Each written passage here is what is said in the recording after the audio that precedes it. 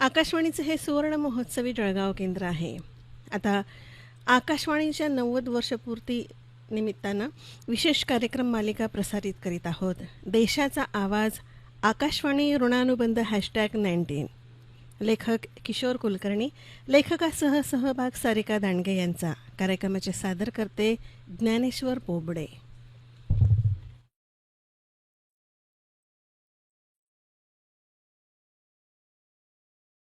आकाशवाणीच्या 90 वर्षपूर्तीनिमित्तानं विशेष कार्यक्रम मालिका प्रसारित करीत आहोत. देशाचा आवाज आकाशवाणी ऋणानुबंध #90.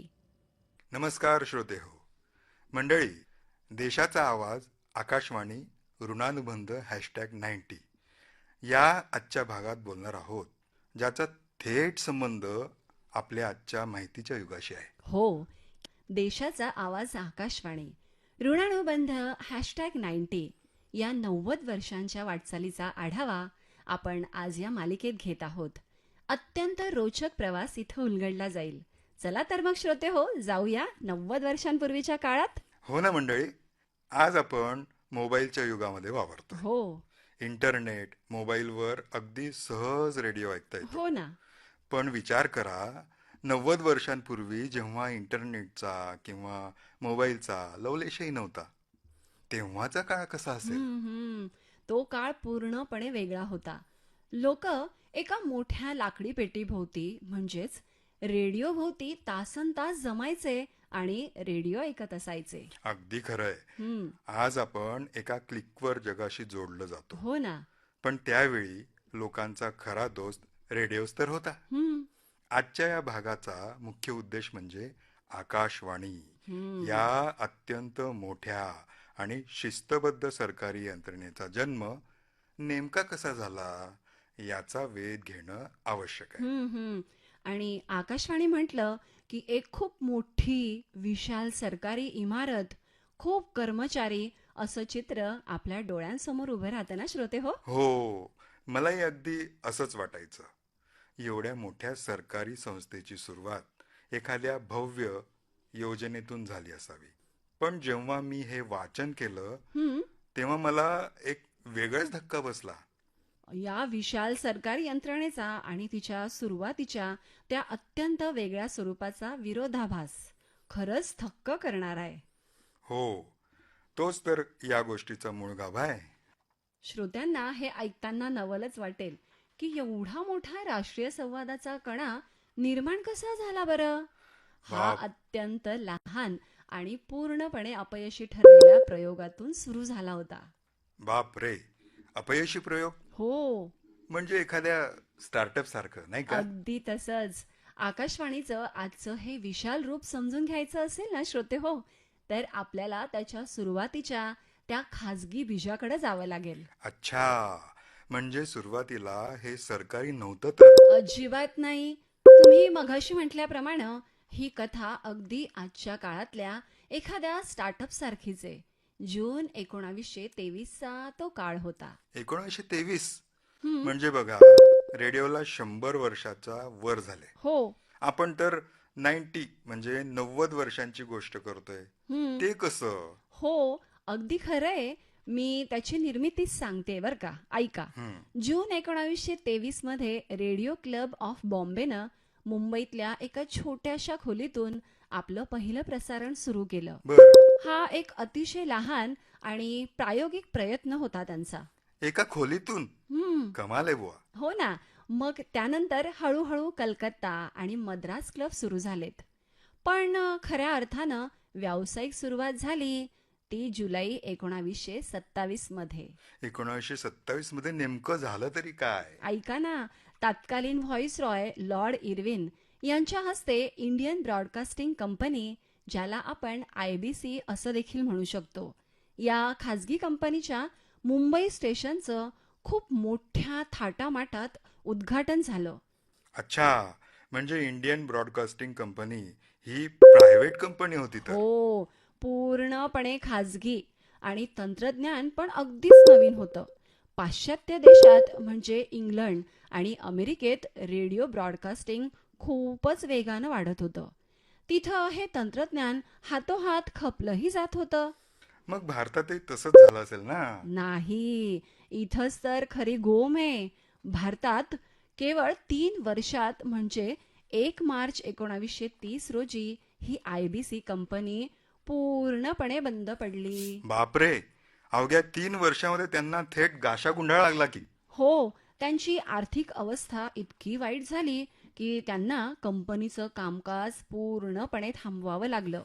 ब्रॉडकास्टिंग सुरू करणं हा अत्यंत खर्चिक व्यवसाय होता. म्हणजे स्टुडिओ उभारणं हम्म. इत्यादी सगळं सगळं करणं. हो ना. आणि त्यासाठी लागणारी तांत्रिक उपकरणं परदेशातून मागवणं, या सगळ्यांसाठी प्रचंड मोठ्या भांडवलाची आवश्यकता होती.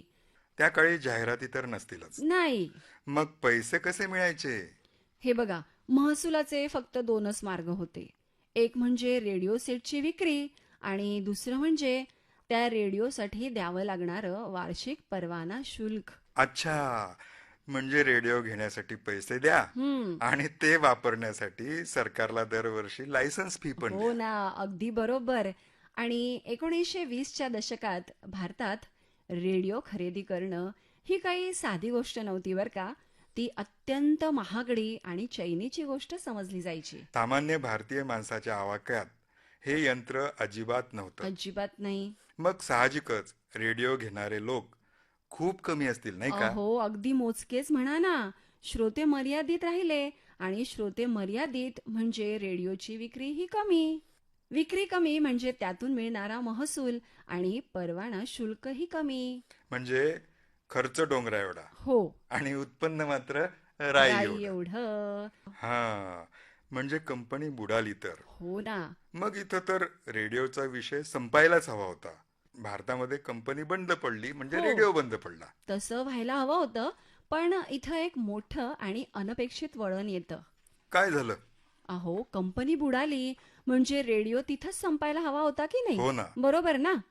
पण जे मोजके श्रोते होते ना, ते अत्यंत जबरदस्त आणि प्रभावशाली होते.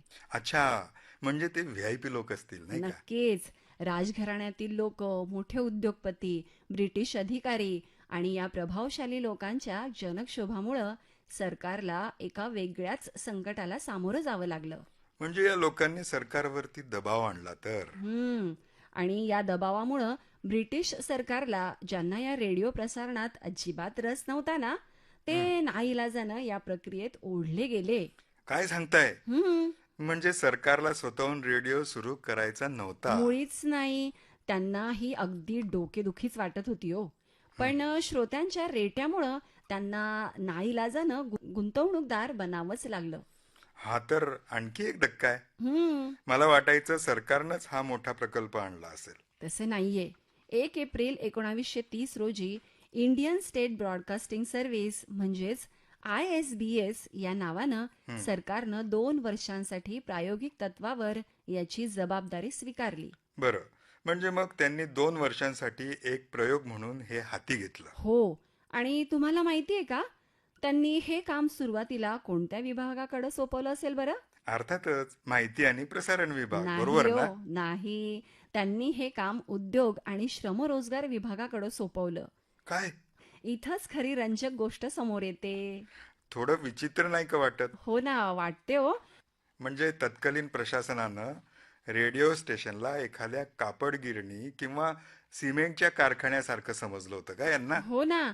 जर आपण ह्याचा मोठ्या संदर्भाशी संबंध जोडला ना, तर प्रशासनाची तत्कालीन मानसिकता आपल्याला लगेच लक्षात येते. हो. सरकार रेडिओकडं माहितीचं किंवा संवादाचं माध्यम म्हणून बघतच नव्हतं मुळी. मग काय म्हणून बघायचे ते? त्यांच्या दृष्टीनं ते केवळ एक तांत्रिक यंत्र होतं. मोठे ट्रान्समीटर आहेत, तारा आहेत, इंजिनियर्स घाम गाळून ते चालवत आहेत. म्हणजे हा एक तांत्रिक उद्योग आहे, हो. असा त्यांचा सरळ साधा समज होता. बापरे, म्हणजे रेडिओची ताकद काय आहे हे त्या ब्रिटिश सरकारला सुरुवातीला कळलंच नव्हतं. नाही ना. त्यांनी त्याला कारखान्यासारखी वागणूक दिली म्हणजे. हो ना. पण हा दृष्टिकोन कायम राहिला नाही बरं का. हम्म. इथूनच प्रशासकीय दृष्टिकोनातील स्थित्यांतराचा प्रवास सुरू होतो. म्हणजे कधीतरी त्यांना साक्षात्कार झालाच म्हणायचा. एका कारखान्यासारखी वागणूक मिळणाऱ्या रेडिओचं महत्व प्रशासनाला कसं आणि केव्हा समजलं? जसा जसा काळ पुढे गेला की नाही तसं प्रशासनाला जाणवलं की हे केवळ एक तांत्रिक यंत्र किंवा लोखंडाचा डबा नाहीये. हम्म. हे झपाट्यानं माहिती पोहोचवणारं अत्यंत वेगवान आणि ताकदीचं माध्यम आहे. यातून निघणारा आवाज थेट लोकांच्या घराघरात आणि मनापर्यंत पोहोचतोय. हो, खरंय. हम्म. सरकारनं शेवटी रेडिओचं खरं सामर्थ्य ओळखलं, हो, असंच म्हणता येईल ना? अगदी छान उपमा दिलीत बघा तुम्ही. आणि या जाणीवेतूनच मे 1932 मध्ये सरकारनं एक ठाम निर्णय घेतला. हम्म. त्यांनी ठरवून टाकलं की हा विभाग आता कायमस्वरूपी स्वतःच्या अखत्यारीत घ्यायचा. हा काही केवळ 2 वर्षांचा तात्पुरता प्रयोग राहणार नव्हता. अच्छा, म्हणजे 1932 मध्ये त्यांना खात्री पटली, हम्म. हे माध्यम आपल्याला हवंच आहे. हो, आणि त्यानंतर त्यांनी संस्थात्मक बांधणीला देखील सुरुवात केली. मार्च 1935 मध्ये कंट्रोल ऑफ ब्रॉडकास्टिंग हे एक स्वतंत्र आणि महत्वाचं पद निर्माण करण्यात आलं. आणि ऑगस्ट 1935 मध्ये लिओनेल फिल्डेन हे पहिले कंट्रोलर म्हणून भारतात आले. हम्म. हा काळ खऱ्या अर्थानं या संस्थेच्या उभारणीचा होता. रेडिओला आता करमणुकीच्या आणि तांत्रिक साधनाच्या पलीकडे जाऊन सरकारच्या नजरेमध्ये एक वेगळं हो, आणि हो. मानाचं स्थान मिळालं आणि होतं. मग तो ऐतिहासिक दिवस आला असेल ज्या दिवशी ऑल इंडिया रेडिओ हे नाव मिळालं. अगदी बरोबर. हो ना. 8 जून 1936 रोजी या इंडियन स्टेट ब्रॉडकास्टिंग सर्व्हिसचं अधिकृत नामकरण झालं ऑल इंडिया रेडिओ. हो.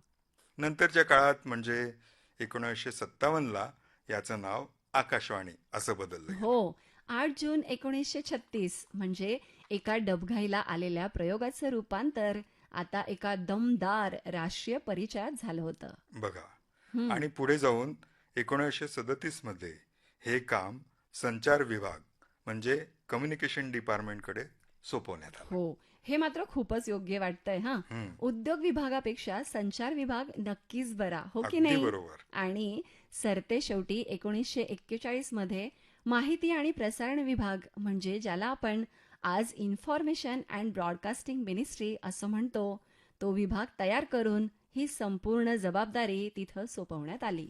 अखेर रेडिओला त्याचं हक्काचं घर मिळालं तर. हो ना.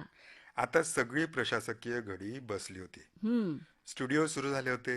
हो. सगळं कसं शांततेत आणि सुरळीत सुरू होतं. हो, पण जेव्हा सर्व काही शांततेत सुरू असतं ना, तेव्हाच नियती काहीतरी वेगळा खेळ मांडते. म्हणजे काय झालं? इथंच एक जागतिक संकट उभं राहिलं, ते म्हणजे दुसरं महायुद्ध. आणि या एका संकटानं रेडिओची भूमिका एका रात्रीत आमूलाग्र बदलून टाकली. दुसरं महायुद्ध? पण महायुद्ध आणि भारतातील रेडिओचा काय संबंध? युद्ध तर युरोप आणि जपानमध्ये सुरू होतं ना. हो, तुमचं बरोबर आहे. पण यामुळं एक अत्यंत महत्वाचा प्रश्न निर्माण होतो. संकटाच्या काळात तंत्रज्ञानाचा वापर आणि उद्देश कसा पूर्णपणे बदलतो ना, हे इथं पाहायला मिळतं. युद्ध सुरू झालं आणि रेडिओचा जो काही शांत आणि संथ विस्तार सुरू होता, तो आता अत्यंत वेगानं होऊ लागला. अच्छा, म्हणजे युद्धाच्या गरजेपोटी. हो, कालपर्यंत जो रेडिओ फक्त गाणी, करमणूक आणि दिवसातून थोड्याशा बातम्या देण्याचं काम करत होता, हम्म. मग तो अचानक राष्ट्रीय सुरक्षेचं मुख्य अस्त्र बनला. चक्क राष्ट्रीय सुरक्षेचं अस्त्र. हो ना. एका घरातील मनोरंजक मित्राकडून थेट राष्ट्रीय सुरक्षेचा सेनापती अशी बदललेली भूमिका होती. अगदी तसंच. कारण युद्ध काळात माहिती हीच सर्वात मोठी ताकद असते. शत्रूच्या हालचाली काय आहे, हवाई हल्ल्याचा काही धोका आहे का, सरकारचे तातडीचे आदेश काय आहे, हे सर्व लोकांपर्यंत वेगानं पोहोचवणं तितकंच आवश्यक होतं. आणि त्या काळामध्ये रेडिओपेक्षा वेगवान दुसरं कुठलं माध्यमच नव्हतं नाही ना. हो, तुमचं बरोबर आहे. आणि केवळ माहिती देणं नाही, तर शत्रूच्या खोट्या प्रचाराला उत्तरं देणं बरोबर. आणि घाबरलेल्या जनतेला दिलासा देणारे हे संदेश थेट लोकांपर्यंत पोहोचवणं, यासाठी रेडिओचा वापर होऊ लागला. जनजागृती आणि सुरक्षेसाठी रेडिओ हाच खऱ्या अर्थानं देशाचा संवादाचा खरा कणा बनला. कमाल आहे. हम्म. म्हणजे ज्या तंत्रज्ञानाला सुरुवातीला ब्रिटिश सरकारनं नाकं मुरडली होती, तेच तंत्रज्ञान त्यांना युद्ध काळामध्ये तारणहार वाटू लागलं, हो, नाही का? मग आणि युद्धामुळं करमणुकीचं साधन थेट राष्ट्रीय सुरक्षेच्या माध्यमात बदललं गेलं. मंडळी, जर आपण आजच्या या चर्चेचा सारांश काढला तर हा प्रवास खरोखर अंगावर काटा आणणार आहे. हो ना. जून 1923 मध्ये मुंबईतल्या एका छोट्या खोलीत छोटासा प्रयोग.